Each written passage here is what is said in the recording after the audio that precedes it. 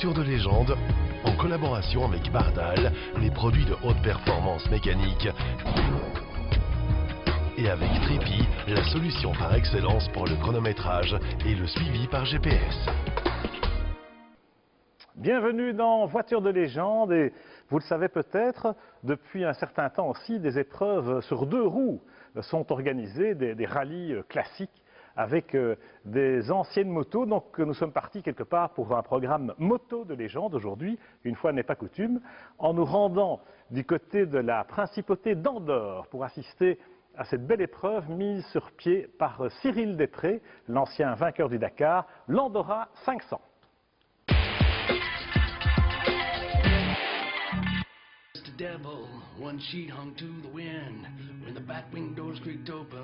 Cyril Després relançait un événement inédit, l'Andorra 500 classique, un rallye de régularité sur route, ouvert à toutes les motos fabriquées avant 1980, les nouvelles néo-rétro ou les motos modifiées style café racer. Le concept était de 3 spéciales chronométrées par jour, sur route fermée ou circuit, à parcourir à une vitesse moyenne adaptée. Et surtout entre chaque spéciale, des balades sur de magnifiques routes de montagne ou dans un paysage somptueux où les participants découvraient 2 pays et 2 cultures à forte identité, le tout dirigé par un roadbook électronique. On n'est pas bien là ?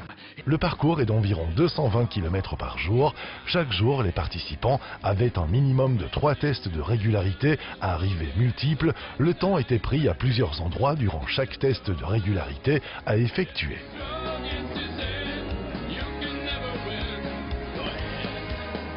Quintuple vainqueur moto du Dakar et désormais au volant d'une Peugeot, Cyril reste malgré tout un grand passionné de moto en tout genre. C'est en 2014 qu'il a l'idée d'organiser une course de régularité inédite réservée aux motos anciennes dans un esprit à la fois compétitif mais surtout convivial. En plus, l'Andorre, son pays d'adoption, était le cadre idéal pour ce genre d'événement.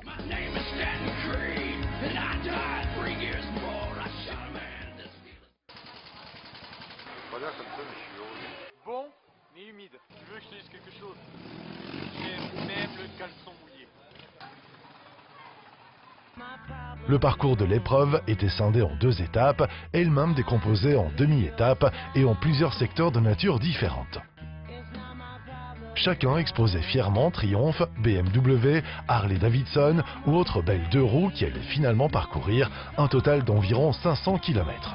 L'itinéraire devait rester secret et les reconnaissances étaient interdites.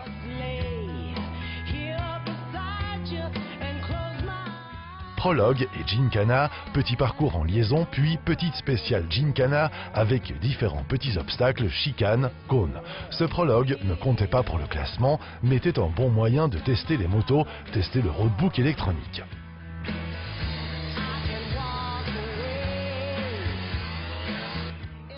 Le Tripi contenant le roadbook électronique de la première étape était donné lors des vérifications administratives.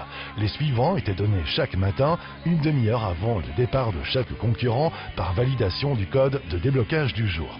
Le respect de la totalité de l'itinéraire est obligatoire. Le non-respect de l'itinéraire ou la possession de notes autres que celles de l'organisation pouvait entraîner des sanctions jusqu'à la mise hors course. Pendant toute la durée du rallye, les concurrents devaient se conformer strictement aux prescriptions réglementant la circulation en Andorre, en France et en Espagne. À l'entrée de chaque zone d'habitation ou jugée à risque, une case du roadbook indiquait zone radar et la vitesse maximum autorisée par l'organisation. Tout dépassement alertait immédiatement le PC course grâce au Tripi et entraînait des pénalités. Les tests de régularité sur route ouverte ou fermée, c'était la portion du parcours sur route comprise entre 2 contrôles horaires à couvrir dans un temps imposé correspondant à des moyennes décidées par l'organisation. Chaque arrivée du jour donnait l'occasion aux concurrents de se retrouver devant le verre de l'amitié, parler de la journée et de savourer un repos bien mérité.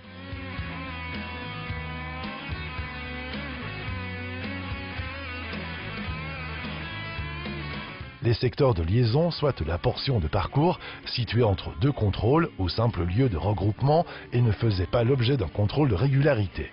Le temps convenu pour les parcourir est libre.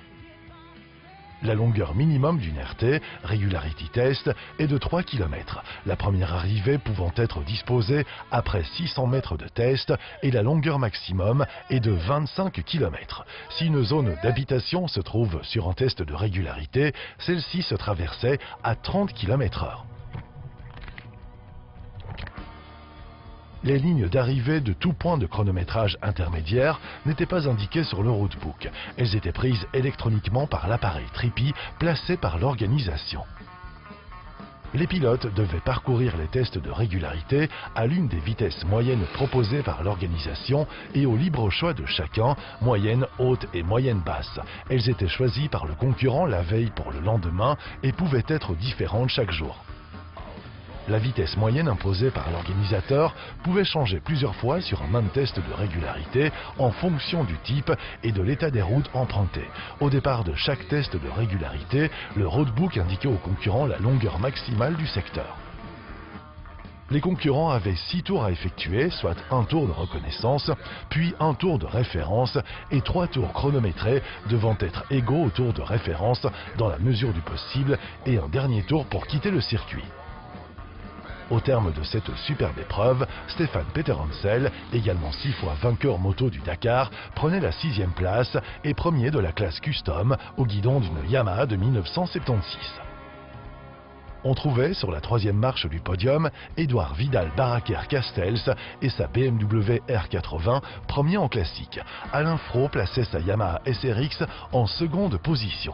La victoire finale revenait en classe néo-rétro à la jante féminine avec Andrea Mayer sur Yamaha SR400. Belle épreuve sur 2 roues et au grand air. Vous savez qu'il n'y a pas que des motards sur 2 roues, il y a aussi des motards, en l'occurrence Julie Wood derrière nous, la célèbre héroïne de Jean Graton. À propos d'héroïne, eh bien, petit clin d'œil à ces dames, puisque nous allons nous rendre sur la route du Rallye des Princesses de Paris à Saint-Tropez.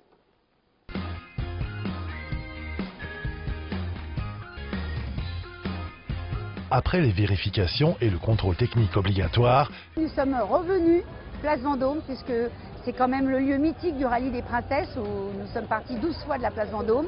Toutes les filles sont là, c'est la première journée, c'est toutes les vérifications. Le rallye est totalement lancé. On a surtout 160 princesses qui sont prêtes à en découdre et qui n'ont qu'une envie, c'est de partir.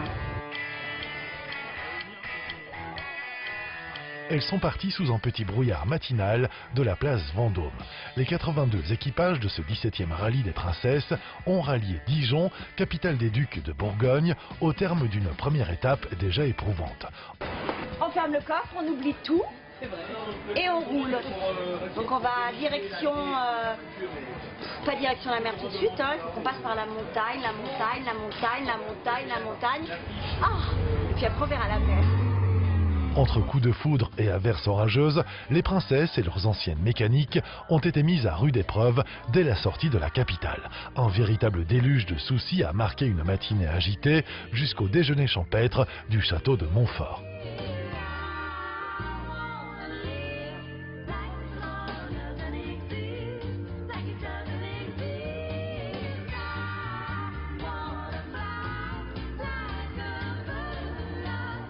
Quelle aventure! Compliqué, mais c'est l'aventure. Et puis aujourd'hui, ça a été. Hier, on a galéré, et là, on est bien. Donc on est contente. En termes de visibilité, forcément, c'est des fois très compliqué, surtout sur les spéciales, mais bon, c'est super. L'après-midi déjà nettement plus sec a permis à l'ensemble de cette charmante caravane de reprendre ses esprits sur un superbe tracé. De magnifiques petites routes serpentant dans les régions bucoliques et chargées d'histoire. Le champ de bataille légendaire du chef de guerre gaulois que fut Vercingétorix et la source de la Seine nichée dans un havre de verdure non loin du hameau de Flavigny-sur-Ozérin.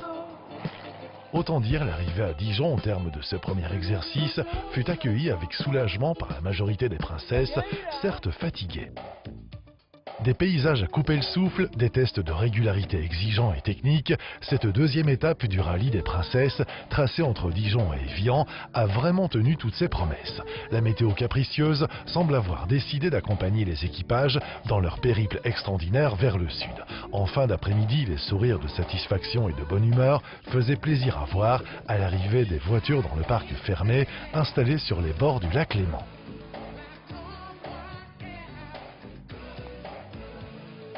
De Bourgogne en Savoie, en passant par les décors de la Bresse et du Jura, toutes en ont pris plein les yeux.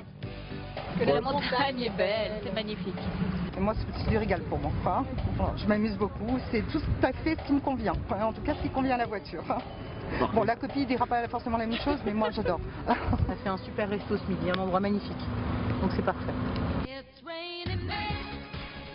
La plus alpine des étapes de ce 17e rallye des princesses, entre Évian et Courchevel, avait des petits airs de grandes classiques du Tour de France.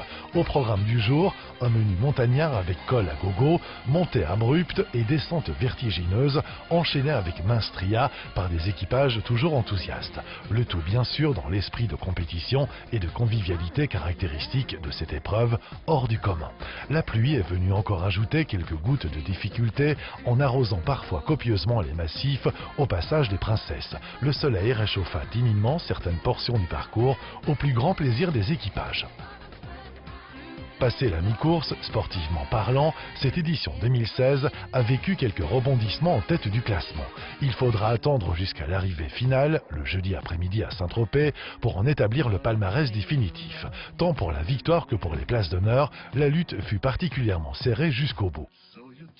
La quatrième et avant-dernière étape du rallye aura été celle de tous les contrastes. Laissant derrière elle la pluie et le froid, les princesses ont quitté les Alpes, le froid et la pluie, non sans l'ascension de quelques cols mythiques pour rallier la Provence sous un soleil certes timide, mais une chaleur bien plus de saison.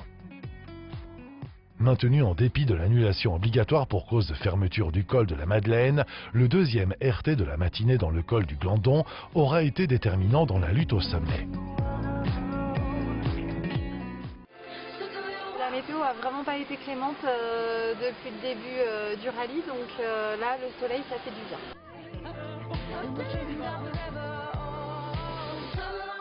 Après le déjeuner ensoleillé sur les hauteurs de Gap, les deux RT de l'après-midi menant vers Malmort et le domaine de Pont-Royal, tracés sur les petites routes provençales, auront fini de départager les équipages à la veille de l'arrivée tant attendue à Saint-Tropez. Le rallye n'est pas terminé puisque 3 RT attendent encore les princesses le matin dans l'arrière-pays avant le déjeuner au domaine de Peyrassol et la liaison vers le podium final. Saint-Tropez s'est paré de roses pour accueillir ce 17e princesse. Le podium final dressé à l'ombre de la place des Lys fait pétiller le champagne pour des équipages enchantés par une semaine passée à sillonner les plus belles routes de France.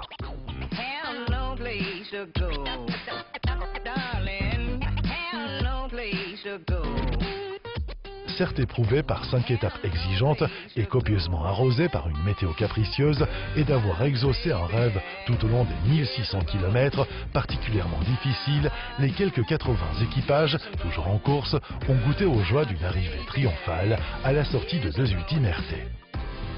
Une délivrance pour celles qui, depuis le départ de Paris, se battent avec le chrono et la mécanique pour se hisser au plus haut dans ce classement général final. Mais tant les lauréates que les dauphines, toutes aujourd'hui, peuvent savourer le plus simplement du monde la joie d'une arrivée finale dignement fêtée dans la baie de Saint-Tropez.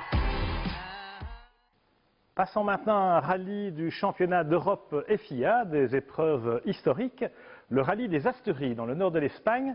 On va y assister à la victoire au classement de régularité d'un équipage luxembourgeois, figurez-vous, Crucifix et Lambert, mais surtout d'un pilote, un ancien pilote professionnel, une star de la discipline, le français Eric Thomas, qui s'est imposé, lui, au volant de son impressionnante Lancia Stratos.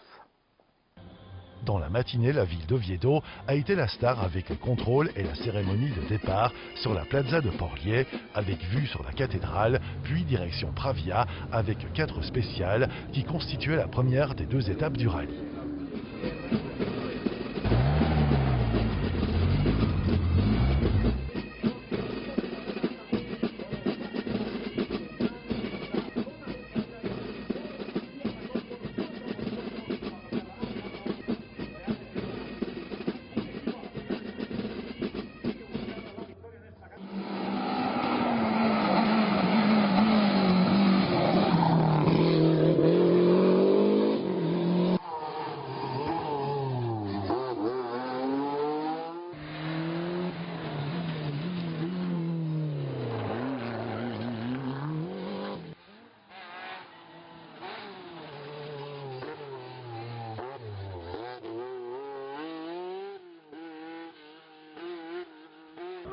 le Français Eric Comas pouvait aller dormir en tant que leader du 8e rallye historique des Asturias après avoir remporté le scratch de 4 sections. L'équipage formé par l'ancien pilote de F1, Eric Comas, et copiloté par Yannick Roche sur Lancia Stratos HF, concluait la journée et obtenait une avance de 9 secondes 2 sur l'Espagnol Daniel Alonso, Ford Sierra RS Cosworth, qui a roulé très proche du Frenchman pour arrêter le chronomètre avec seulement 8 dixièmes au second passage dans la section de Pravia. Le champion actuel européen et vainqueur du rallye l'an dernier, l'Italien Pedro, était 3e à 19 secondes derrière le leader.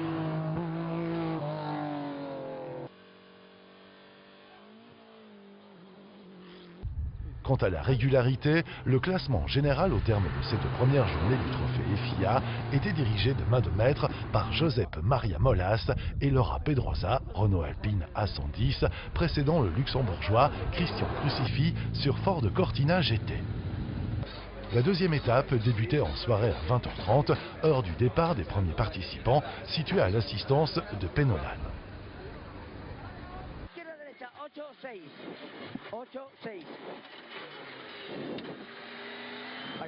Les équipes devaient faire face à 3 boucles de 3 sections chacune pour atteindre le chiffre de 13 étapes spéciales qui composaient le rallye historico.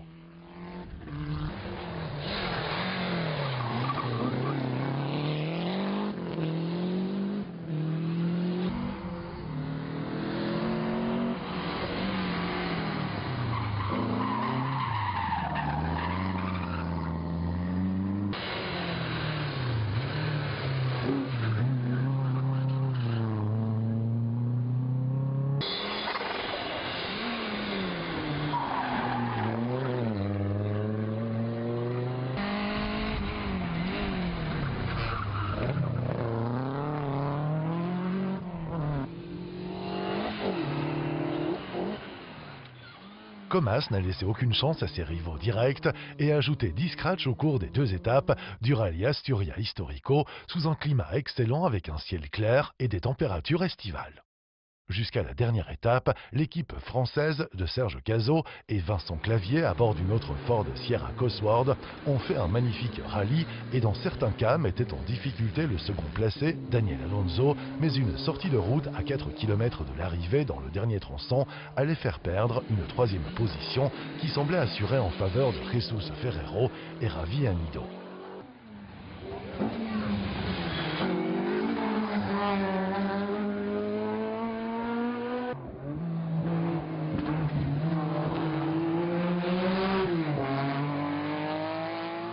Dans la classe régularité, la victoire dans le trophée FIA revenait après une belle course-poursuite à Christian Crucify, accompagné par Joseph Lambert, qui avec leur Ford Cortina GT devançait finalement le pilote espagnol Josep Maria Molas et Laura Pedrosa et leur belle Alpine Renault.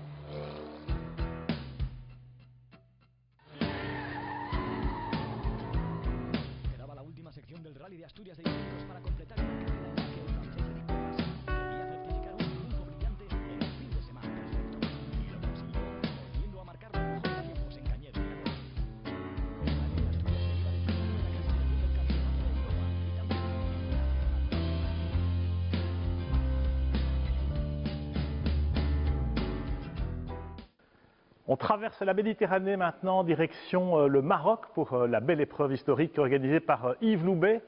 Ce rallye du Maroc historique avec des vues, vous allez le voir, à couper de souffle et des images que nous dédions à notre ami Jean-Pierre Mondron, récemment disparu. Belle victoire de Bernard Baril, associé au Bastier Patrick Chiappe. C'était dans le sud marocain au terme d'une semaine de grosses bagarres entre les 58 engagés de la 7e édition du Rallye du Maroc historique.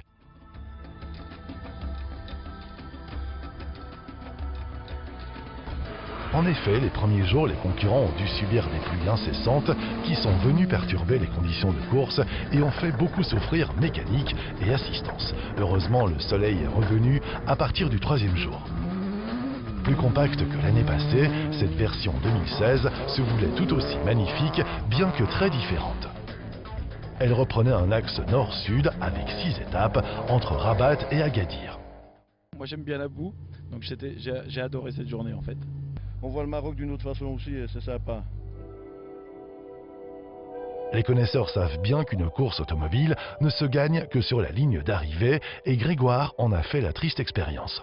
Prenant la tête du rallye dès la première étape, il ne lâchera définitivement que lors de son abandon dans l'avant-dernier chrono. La mécanique de sa redoutable Nissan 240 RS a trahi son pilote qui pensait pourtant tenir sa 3e victoire sur le Maroc historique. Grégoire de Mévius et Alain Guéhenec remportaient néanmoins le prix du meilleur performeur en ayant signé 6 meilleurs temps scratch. Le trophée du regretté Piero Landreau était pour eux et ils ont de quoi être fiers de leur course.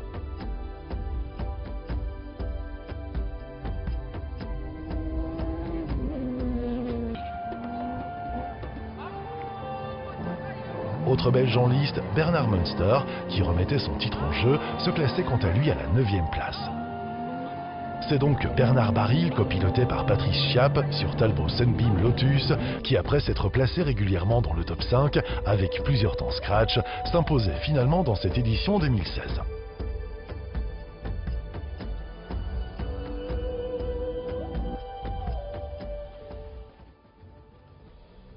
Et alors là, je suis heureux, mais je n'ai même plus les mots.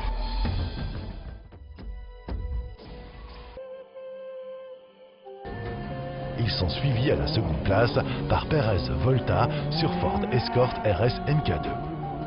La Ford Escort de Lacaze Morel monte sur la 3e marche du podium. Tous saluent à nouveau l'organisation parfaite d'Yves Loubet, qui pouvait être heureux sur l'arrivée le samedi à Agadir Paradis Plage. Il a réussi encore une fois à offrir un rallye d'une réelle qualité et à réunir un plateau exceptionnel de concurrents.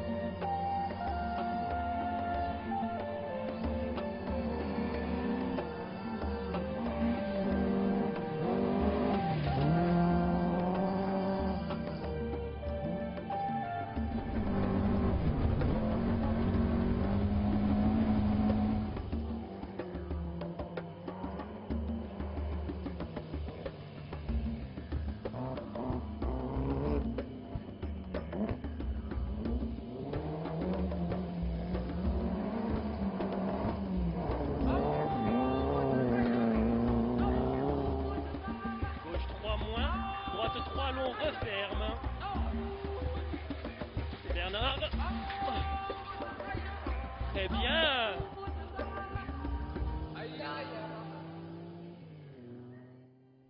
La place nous manque malheureusement dans cette émission pour évoquer le rallye Megève-Saint-Tropez ou encore le rallye des Vosges que notre ami Joseph Lambert nous présente brièvement. Rendez-vous au mois d'août avec le reportage complet de ce magnifique rallye. Voilà pour cette dernière émission Voiture de légende avant les vacances qu'on vous souhaite excellente sur la route naturellement. Profitez évidemment du beau temps revenu pour sortir vos ancêtres. Beaucoup d'événements, beaucoup de rallyes, beaucoup d'épreuves en circuit aussi. Le Mans classique naturellement.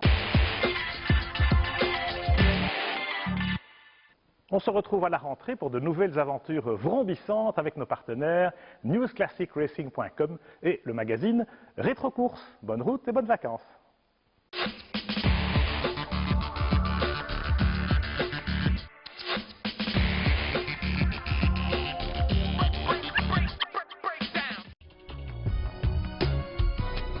Voiture de légende, en collaboration avec Bardal, les produits de haute performance mécanique,